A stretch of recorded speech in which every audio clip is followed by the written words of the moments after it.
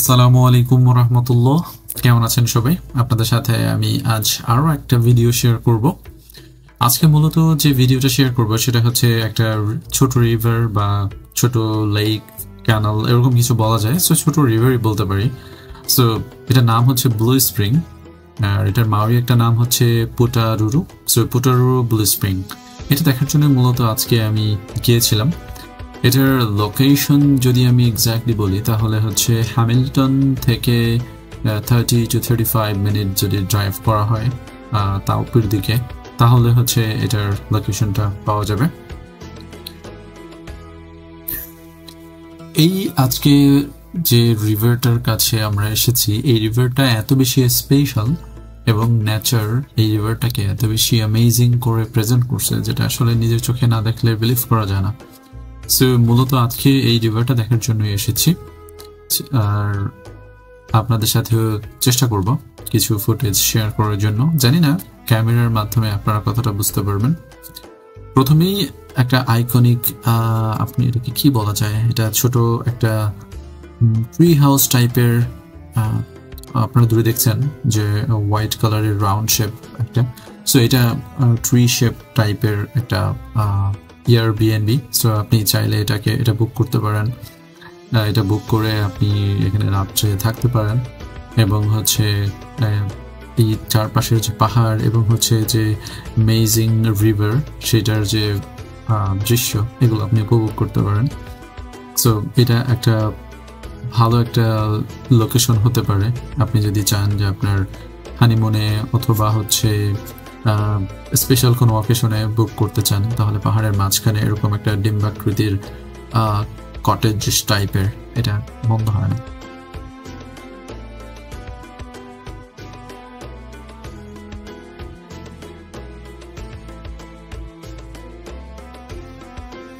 So এটা হচ্ছে সেই ব্লু স্প্রিং রিভার। প্রকৃতি মাঝে মাঝে আমাদেরকে ভালোবেসে অনেক কিছু গিফট করে থাকে। সো এটা হচ্ছে ওয়ান অফ দেম। সো এটার সামনে আরও যত যাব তত আরও বেশি এক্সক্লুসিভ এটার ভিউ আমরা দেখতে পাবো। এবং এই ভিডিওর শেষে, অর্থাৎ এই যে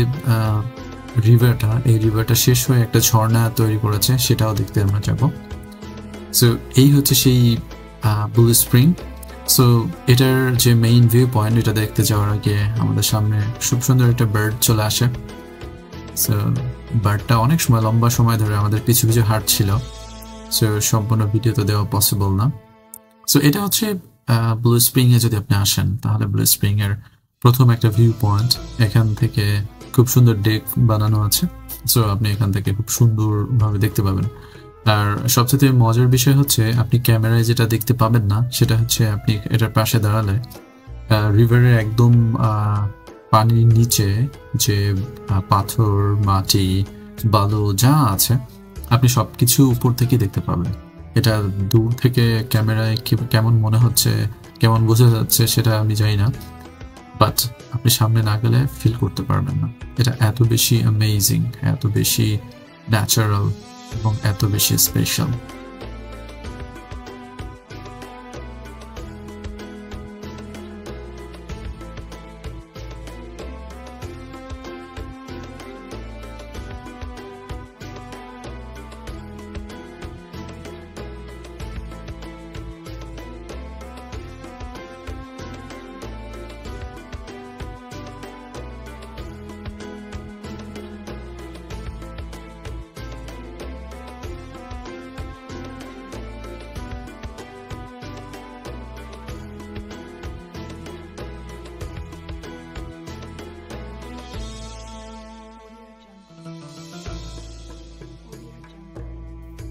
ছোট রিভারের পাশ দিয়ে এরকম হাঁটার জন্য ওয়াকওয়ে তৈরি করা আছে। সো আপনি এখান দিয়ে হাঁটবেন, মাঝে মাঝে আপনি ক্যামেরা দিয়ে ছবি তুলবেন। আর যদি আপনি লাকি হয়ে থাকেন তাহলে ডেফিনেটলি বিভিন্ন রকমের ফিশ আপনি দেখতে পারবেন। সো আমরাও একটা ফিশ দেখতে পেয়েছিলাম। সো আমি ওটাকে ভিডিও করতে করতে ফিশটা চলে যায়, বাট তারপর আপনি কোথাও দেখতে পাবেন। আমি একটা ছোট্ট ক্লিপ আছে, একটা ফিশ পেয়েছিলাম। আর একটা মজার বিষয় হচ্ছে আপনি যখন পাশে তাকাবেন রিভার, আর রিভার থেকে যখন চোখ আপনার একটু উঁচুতে যাবে তখন আপনি দুই পাশে খুব সুন্দর সবুজ গ্রিন পাহাড় দেখতে পাবেন, যেটা আপনাকে আরো বেশি রোমাঞ্চকর ফিল করাবে, অনেক বেশি ভালো লাগা কাজ করাবে এখানে আসার জন্য।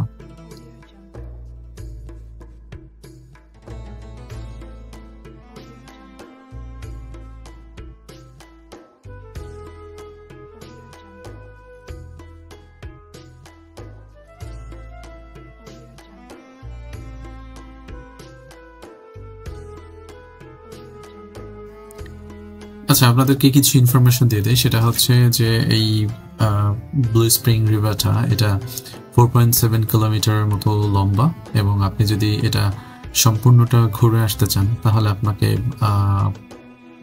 1 ঘন্টা 30 থেকে 1 ঘন্টা 50 মিনিটের মতো সময় লাগবে সম্পূর্ণটা যাওয়ার জন্য, এবং আসার জন্য সেম। সো অলমোস্ট আপনি বলতে পারেন যে 3 আওয়ার্সের একটা রিটার্ন ওয়াকওয়ে। সো নর্মালি মানুষ যেটা করে যে যদি শুধুমাত্র এই ব্লু স্প্রিং এর ওয়াটার দেখতে আসে অথবা হচ্ছে যদি ঝর্ণাটা দেখতে আসে তাহলে হচ্ছে আপনি 40 মিনিটের মতো বা 45 বা 50 মিনিটের মতো হেঁটে আবার ব্যাক করে চলে আসলেই হয়ে যায়, সম্পূর্ণটা যেতে হয় না। বাট আপনি যদি চান যে এটাই আপনার আজকের ডেস্টিনেশন, সো তাহলে আপনি এই টোটাল 3 আওয়ার্স এখানে স্পেন্ড করতে পারেন। তবে অনেস্টলি স্পিকিং, আপনি যদি 3 আওয়ার্স এখানে থাকেন আপনার কাছে মনেই হবে না যে আপনি 3 আওয়ার্স এখানে আছেন। আর যদি ডেফিনেটলি যদি সানি হয় তাহলে তো সোনায় সোহাগা, আপনার কাছে অনেক বেশি ভালো লাগে কাজ করবে।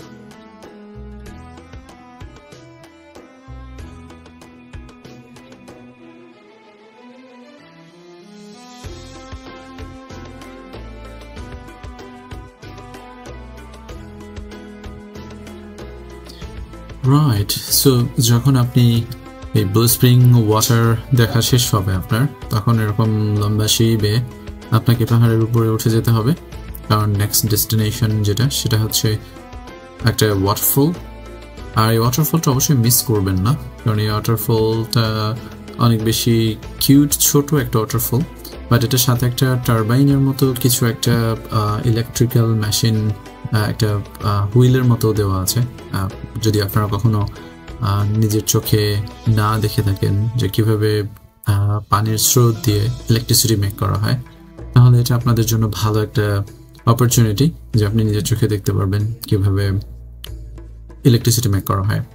তবে এখানে যাওয়ার জন্য আপনাকে একটু কষ্ট করতে হবে, কারণ পথগুলো একটু ডিফিকাল্ট এবং হচ্ছে অনেক বেশি স্টেয়ার্স, এগুলো পাড়ি দিয়ে আপনাকে এখানে আসতে হবে।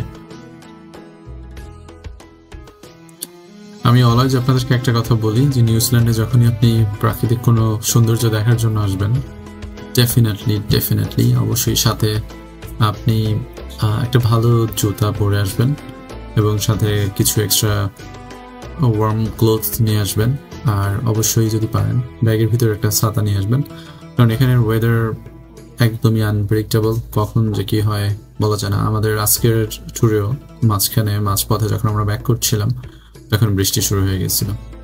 সো এই তো চলে আসছি আমরা সেই ছোট কিউট ওয়াটারফল দেখার জন্য। সো দেখতে থাকুন, আর আজকের ভিডিও পর্যন্তই। ভালো থাকবেন সবাই, আল্লাহ হাফেজ।